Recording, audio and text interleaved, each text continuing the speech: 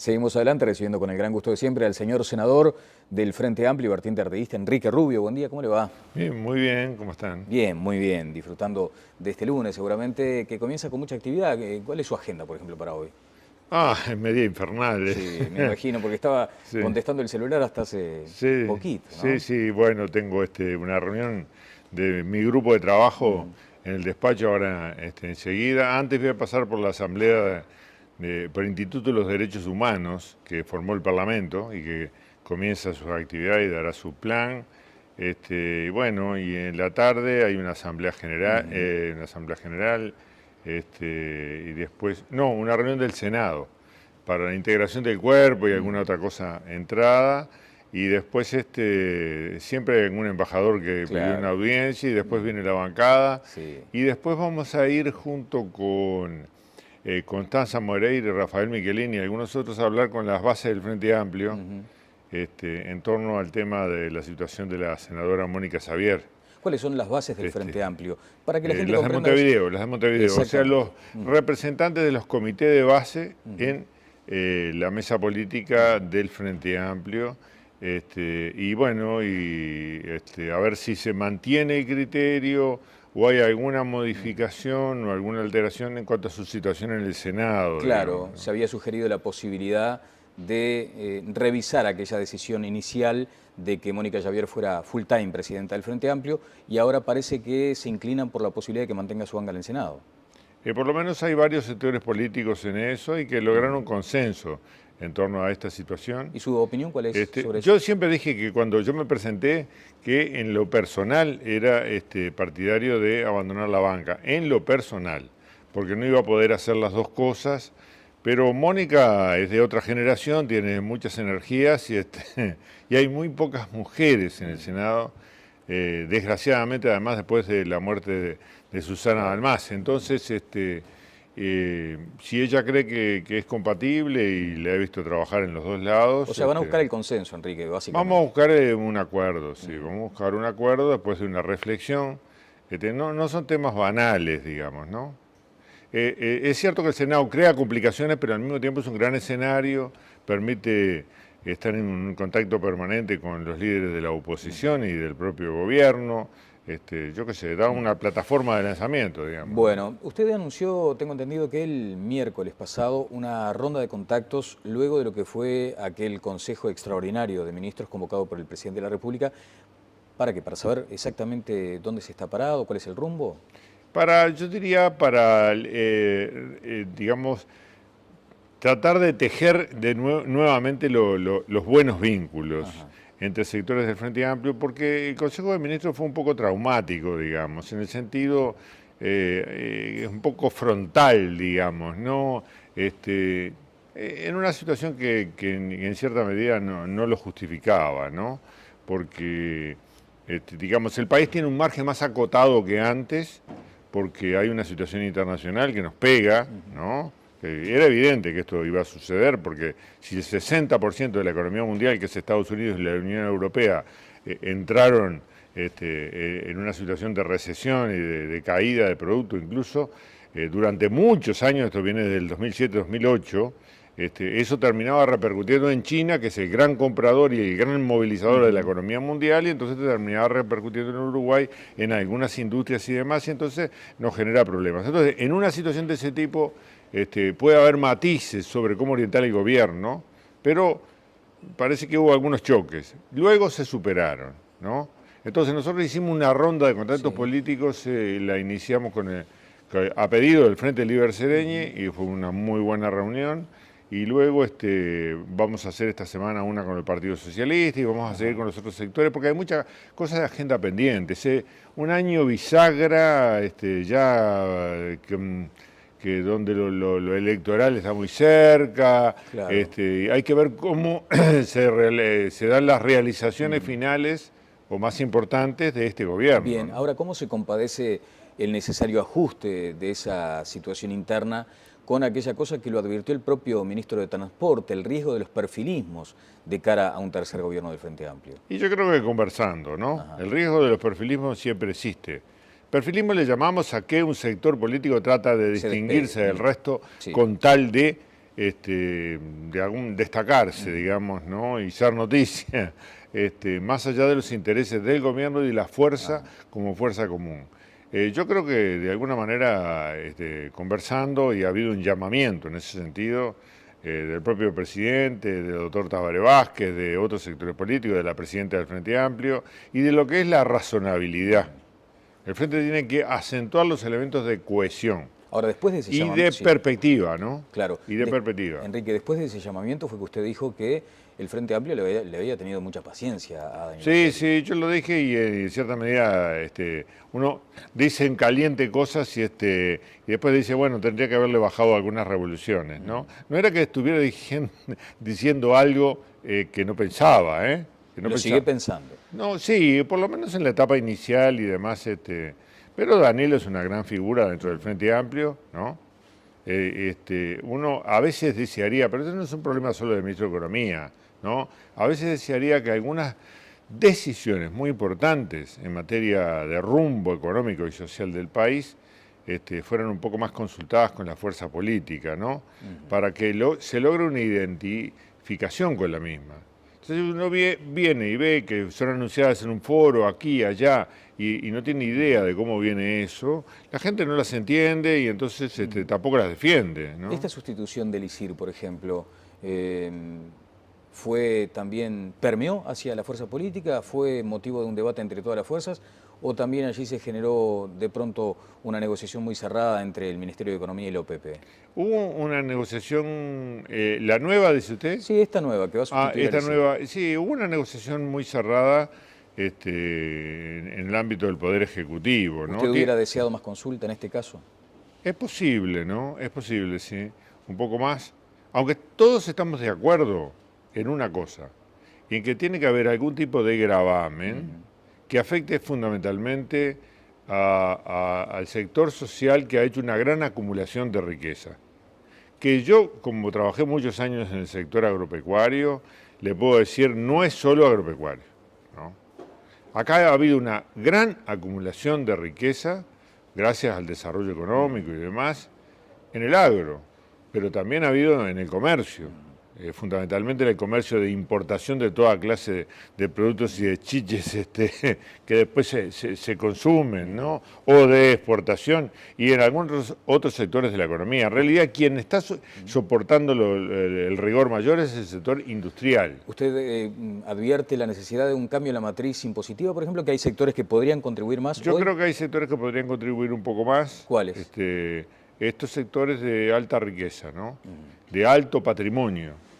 Porque la riqueza, se dijo, y hubo un razonamiento inicial del Ministerio de Economía que decía, bueno, no se puede gravar dos veces la misma cosa. Y si uno le pone impuesto a la renta, el patrimonio que es renta, o sea, ingresos acumulados con el tiempo. Bueno, pero hay mucha gente que ha acumulado una enorme cantidad de ingresos con el tiempo, o sea, de patrimonio, de capital, en el pasado, antes de que este impuesto comenzara a regir. Y segundo, puede haber de repente una suba brutal de los activos que tiene, no debida a los ingresos, sino debida a las circunstancias internacionales, al hecho de que, como la tierra, por ejemplo, al hecho de que el país es un país muy seguro, a cosas de este tipo. Claro. Y uno ve, yo qué sé, una caminería rural destruida, ¿no?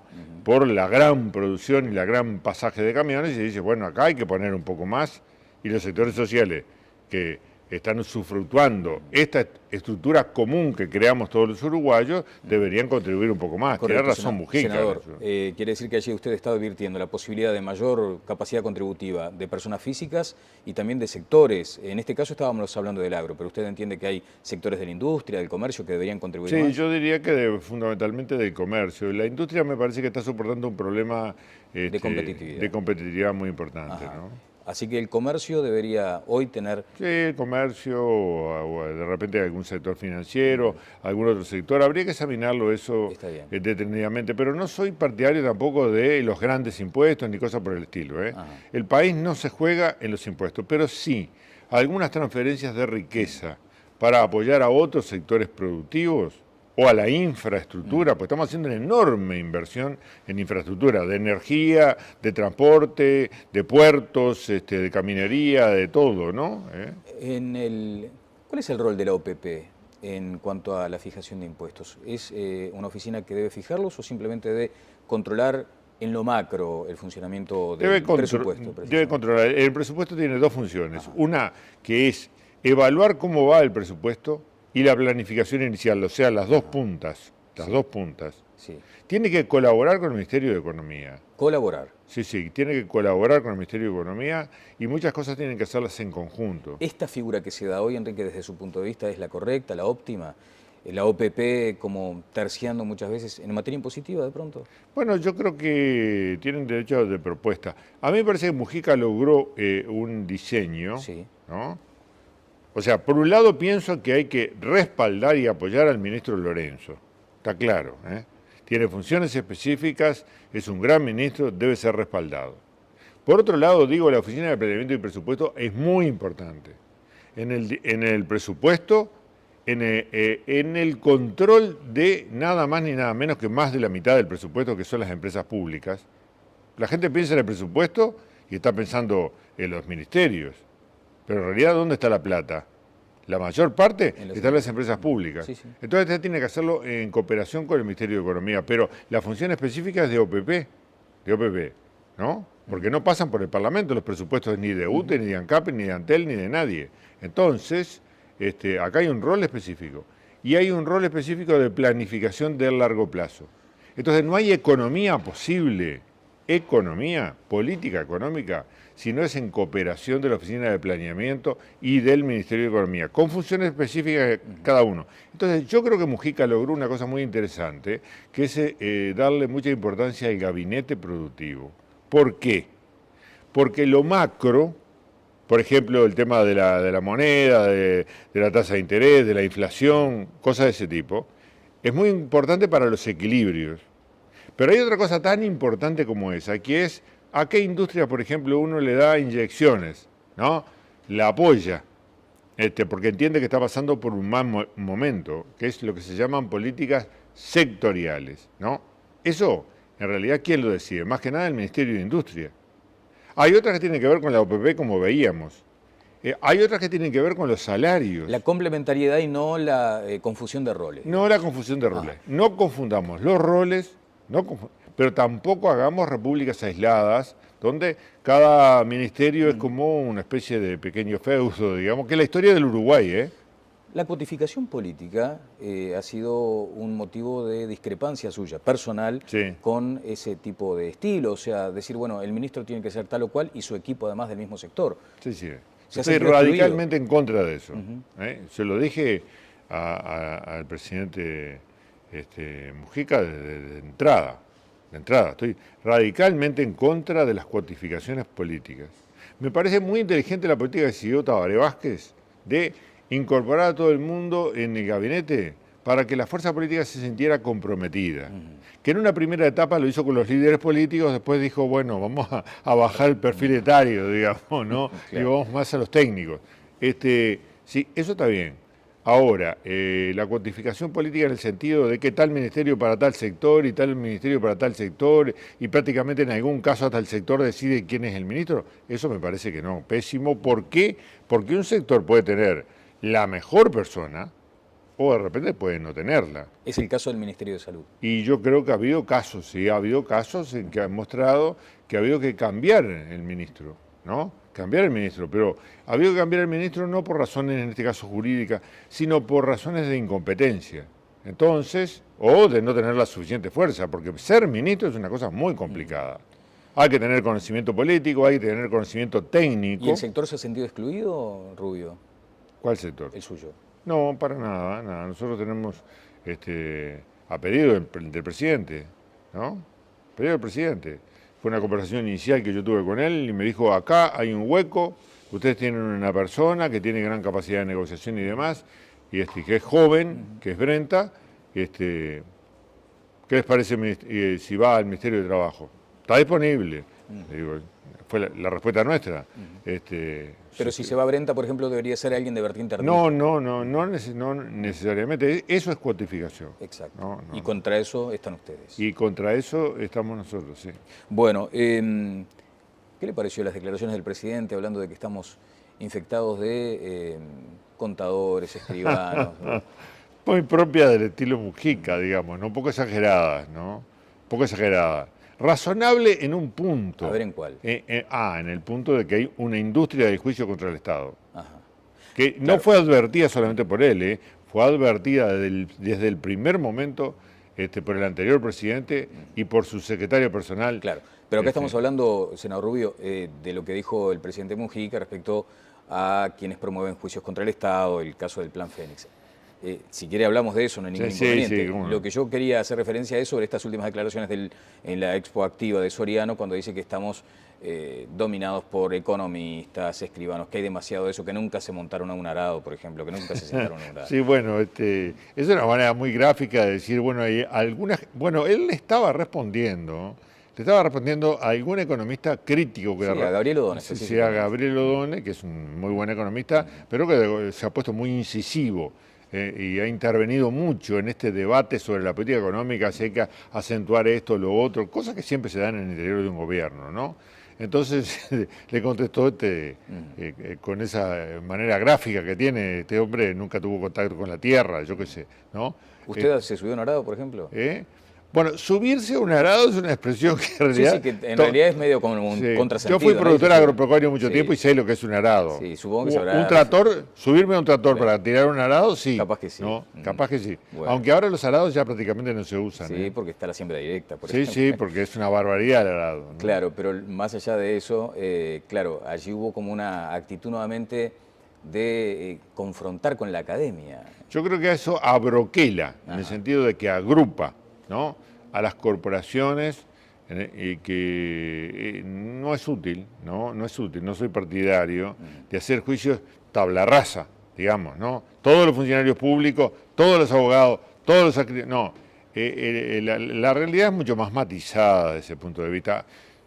Él logra un objetivo que es, digamos, gráfico, si se quiere, ¿no? Que se entienda su mensaje. Pero a veces el mensaje va más allá de lo que debería ir. Bueno, ¿cuáles son los riesgos para renovar un tercer mandato del Frente Amplio? Primero, me parece a mí que es no completar bien los grandes proyectos de este gobierno. Por ejemplo, aunque vienen del anterior, hay que completar bien salud pública. Porque salud pública no, la salud. Porque hay en déficit de oferta de profesionales en las mutualistas, por ejemplo, y otros problemas. Hay que completar bien eso. Segundo, hemos avanzado en educación, donde estábamos en el peor lugar y seguimos estando, ¿no? Pero hemos avanzado. ¿En qué se avanzó? Pero en infraestructura avanzamos notablemente.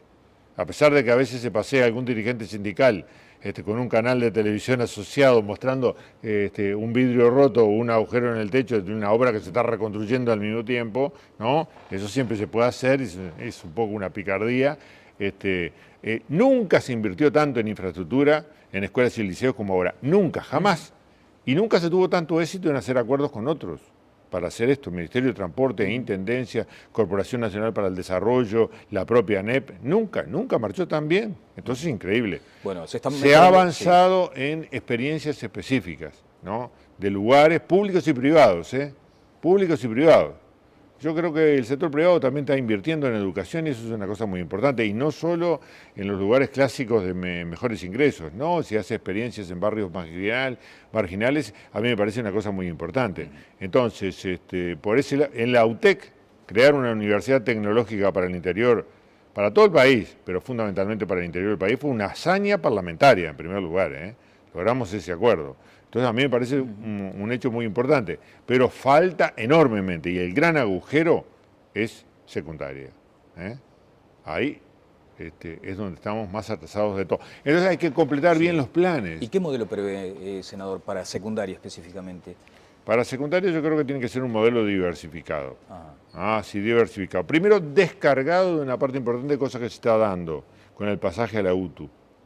Es un una especie de monstruo de enormes dimensiones. Entonces el pasaje a la UTU y a la enseñanza tecnológica va a descargar en una parte importante de secundaria. Y segundo, tiene que ser diversificado en cuanto a distintas realidades que hay en distintas partes del país, ¿no? Bien, senador, ¿no tocó la seguridad, por ejemplo, como un asunto? Me parece que es donde más hemos avanzado.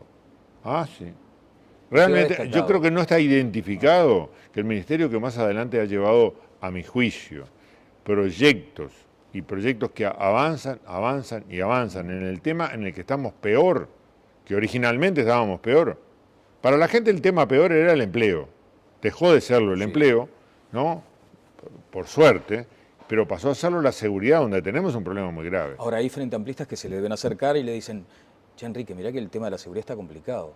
Y usted le explica seguramente, mire que se ha avanzado en esto, pero la percepción sigue siendo esa. La percepción sigue siendo esa y seguirá siendo esa por un tiempo bastante importante. ¿Por qué? Porque esto no se revierte en 2 días. Una sociedad que se partió, se hizo pedazos a fines de los 90 y principios del 2000, no se arregla en un rato porque acá hay un problema de valores y la violencia está generalizada por todos lados. Es la vía corta para la resolución del conflicto y de la frustración para sectores sociales enteros. Entonces, cuando la gente empieza a entender eso de esa manera, el tema se complica. Ahora, me parece que vamos avanzando, pero que no es un problema solamente del Ministerio del Interior. O la sociedad cambia en su sistema de valores, ¿no? O este problema es insoluble. Entonces, lo que yo sí creo que el Ministerio del Interior, en lo que le compete, ha avanzado y ha avanzado notablemente. Todavía no es muy visible en el problema de seguridad porque no depende solamente del Ministerio del Interior, pero estamos mucho mejor. En estas reuniones internas a las que usted alude respecto al Frente Amplio, ¿no se le pide mano más dura, por ejemplo, al Ministerio? Se pide, sí, hay pedidos diversos, pero no es que el Ministerio no lo pida. Por ejemplo, el Código de Faltas de invento ¿de quién es? Del Ministerio del Interior. ¿Dónde está? Está en el Parlamento, va a ser aprobado. Va a ser aprobado. Tendrá que ser después aplicado judicialmente. Eso quiere decir que si usted o si alguien se metió en un contenedor o lo tiró la basura para afuera, es una falta que debe ser sancionada duramente desde el punto de vista social.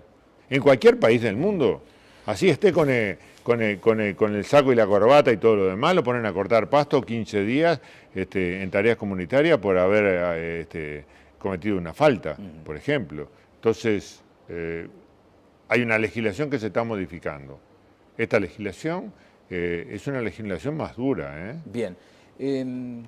¿Imagina un Parlamento sobre el horizonte que ustedes imaginan seguramente, la posibilidad de renovar un tercer mandato del Frente Amplio, sin mayorías parlamentarias? Digo, es posible. Es posible, sí, es posible. ¿Es transitable ese camino? Es transitable, se podría llevar, pero es altamente conveniente mantener la mayoría parlamentaria. Ahora, eso va a depender de una manera muy sustantiva de las realizaciones de esta segunda parte del mandato y del candidato. Del candidato. Es un tema muy clave en el Uruguay. La política está muy personalizada, ¿no? ¿Y el candidato quién es? Y yo creo que el candidato es Tabaré Vázquez. Si Tabaré Vázquez no acepta por razones personales, cosa que tiene toda la legitimidad del mundo, tendremos que apelar a una nueva generación. Y hay figuras de una nueva generación. ¿Y usted tiene dudas sobre si Vázquez aceptará o no finalmente? Tengo dudas, sí. Tengo dudas porque él lo ha expuesto reiteradamente, que tiene razones personales y bueno, que las políticas hay unanimidad en ese sentido, ¿no? Sí, pero las personales son personales. Entonces, cuando ha dicho y ha diferido tanto su pronunciamiento, a mí me ingresan dudas, digamos, ¿no? Uno comienza una conversación con Tabaré Vázquez, siempre empieza de una manera y termina de una manera, ¿no? Siempre él dice que esto no lo tiene definido, luego se conversa sobre el futuro del Uruguay, los planes en esto, en lo otro, en lo tercero, en lo cuarto, luego él reitera este razonamiento, y esto lo hace con todo el mundo. Entonces, yo no daría por obvio lo que todos dan por obvio. Digo, es altamente probable, pero es una decisión personal. Hay quienes dicen que Vázquez condiciona su candidatura al zigzagueo, a que se termine el zigzagueo. en el gobierno. ¿Usted entiende que es un elemento determinante para su decisión final también? Yo no lo veo de esa manera, ¿no? Es muy claro que su estilo no es el estilo, hay dos estilos de gobernar distintos. Es importante que este gobierno culmine su mandato con grandes realizaciones. Yo creo que ya ha hecho grandes realizaciones, muchas no son visibles a veces por este chisporroteo sobre temas secundarios, pero a mí me parece que en realidad su decisión va a depender de la evaluación que realice, ¿no? ¿Y el Frente Amplio tiene su plan B? Yo creo que hay un plan B en el sentido de que si uno mira el espectro político, hay una generación de entre los 50 y los 60 donde hay varias figuras que podrían encabezar un segundo mandato. Eso llevaría a una interna, ¿no? Llevaría a una interna, pero no hay que temerle a una interna. Pero hay varias figuras que han surgido en este periodo y que podrían encabezar. No es lo mismo, ¿eh? No es lo mismo. ¿No es lo mismo a tal punto de que corre riesgo una elección? No creo que corra riesgo una elección, pero puede correr riesgo una mayoría parlamentaria. Que desde su punto de vista es determinante para seguir avanzando. Es muy importante. Quiero compartir con usted lo que decía el ministro de Defensa hace algunos días aquí mismo en Tele Buen Día, muy breve. Era tan evidente que iba a ser declarada inconstitucional que yo renuncié por no hacerme, la voté pero renuncié por no hacerme responsable del desastre. El desastre era totalmente previsible.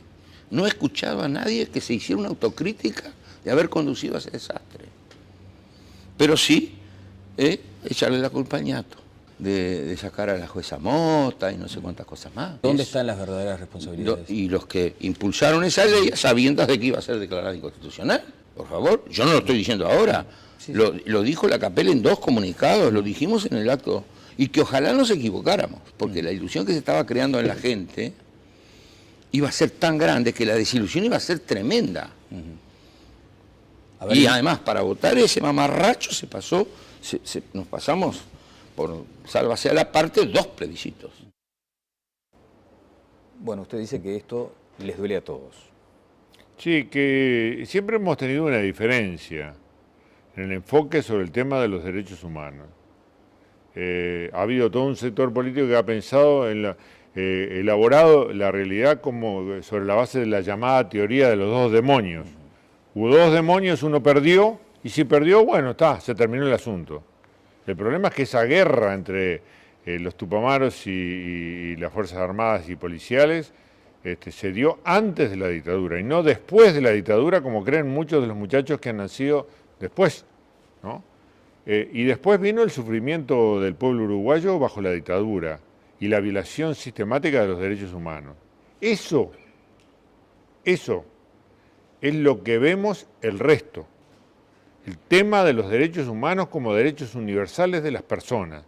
Y nació una nueva doctrina en el mundo que dice, hay delitos contra las personas que son de tal gravedad que se llaman delitos de lesa humanidad, o sea, contra la humanidad.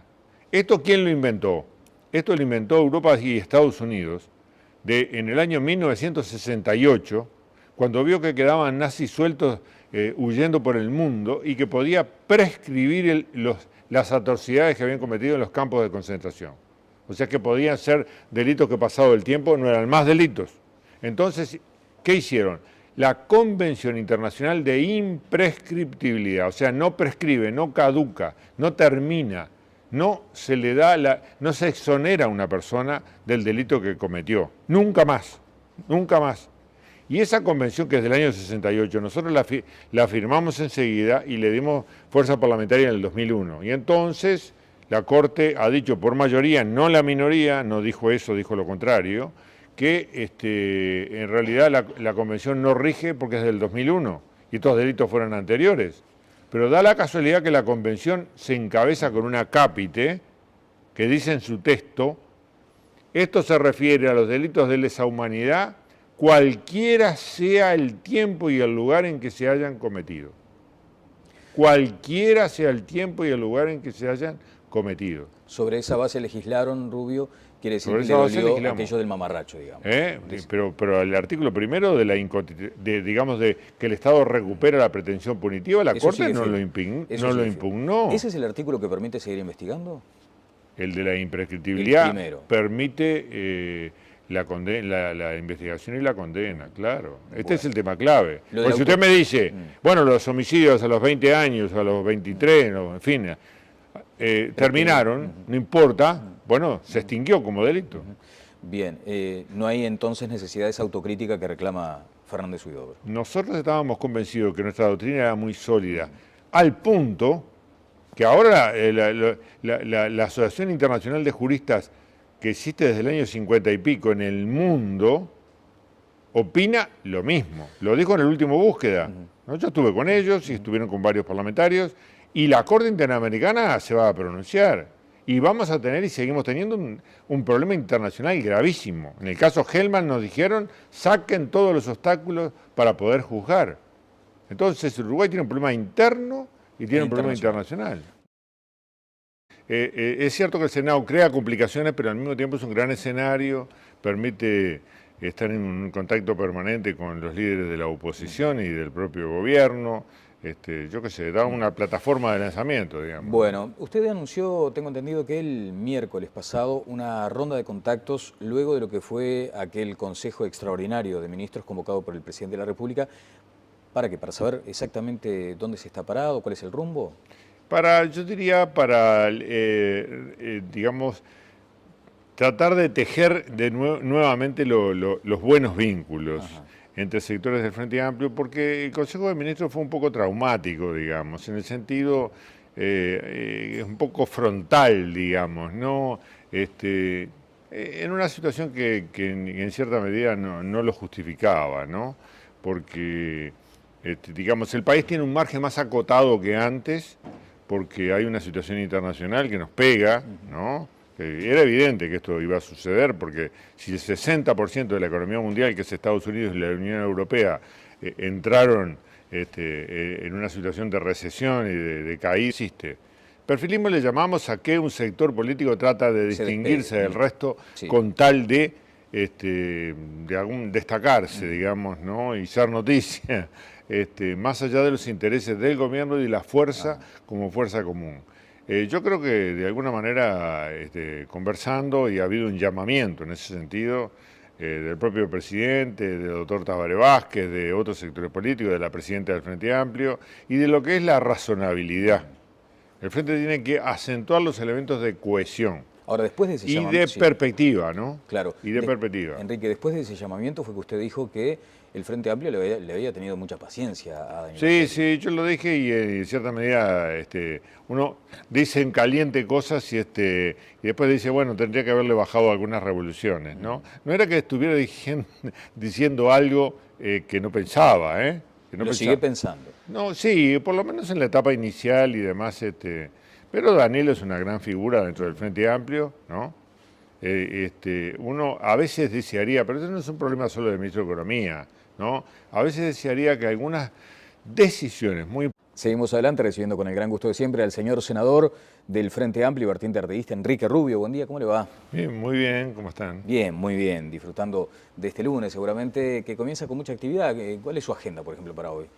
Es media infernal. Sí, me imagino, porque estaba contestando el celular hasta hace poquito, ¿no? Sí, bueno, tengo una reunión de mi grupo de trabajo en el despacho ahora enseguida. Antes voy a pasar por la asamblea por el Instituto de los Derechos Humanos que formó el Parlamento y que comienza sus actividades y dará su plan. Bueno, y en la tarde hay una asamblea general, y después, una reunión del Senado para la integración del cuerpo y alguna otra cosa entrada, y después siempre hay algún embajador que pidió una audiencia, y después viene la bancada, y después vamos a ir junto con Constanza Moreira y Rafael Michelini y algunos otros a hablar con las bases del Frente Amplio en torno al tema de la situación de la senadora Mónica Xavier. ¿Cuáles son las bases del Frente Amplio? Para que la gente las comprenda... las de Montevideo, o sea, los representantes de los comités de base en la mesa política del Frente Amplio, Y bueno, a ver si se mantiene el criterio o hay alguna modificación o alguna alteración en cuanto a su situación en el Senado. Claro, digamos, ¿no? se había sugerido la posibilidad de revisar aquella decisión inicial de que Mónica Javier fuera full time presidenta del Frente Amplio y ahora parece que se inclinan por la posibilidad de que mantenga su banca en el Senado. Por lo menos hay varios sectores políticos en eso y que lograron consenso en torno a esta situación. ¿Y su opinión cuál es sobre eso? Yo siempre dije que cuando yo me presenté, que en lo personal era partidario de abandonar la banca, en lo personal, porque no iba a poder hacer las dos cosas, pero Mónica es de otra generación, tiene muchas energías y hay muy pocas mujeres en el Senado, desgraciadamente además después de la muerte de Susana Balmás. Entonces, si ella cree que es compatible y la he visto trabajar en los dos lados. O sea, van a buscar el consenso, Enrique, básicamente. Vamos a buscar un acuerdo, sí, vamos a buscar un acuerdo después de una reflexión. No son temas banales, digamos, ¿no? De producto incluso, durante muchos años, esto viene del 2007-2008, eso terminaba repercutiendo en China, que es el gran comprador y el gran movilizador de la economía mundial, y entonces terminaba repercutiendo en Uruguay, en algunas industrias y demás, y entonces nos genera problemas. Entonces, en una situación de ese tipo, puede haber matices sobre cómo orientar el gobierno, pero parece que hubo algunos choques. Luego se superaron, ¿no? Entonces, nosotros hicimos una ronda de contactos políticos, la iniciamos a pedido del Frente Liber Sereñi, y fue una muy buena reunión. Y luego vamos a hacer esta semana una con el Partido Socialista y vamos a seguir con los otros sectores, porque hay muchas cosas de agenda pendientes. Un año bisagra, que donde lo electoral está muy cerca, Claro. hay que ver cómo se dan las realizaciones finales o más importantes de este gobierno. Bien, ¿no? ahora, ¿cómo se compadece el necesario ajuste de esa situación interna con aquella cosa que lo advirtió el propio ministro de Transporte, el riesgo de los perfilismos de cara a un tercer gobierno del Frente Amplio? Y yo creo que conversando, ¿no? Ajá. El riesgo de los perfilismos siempre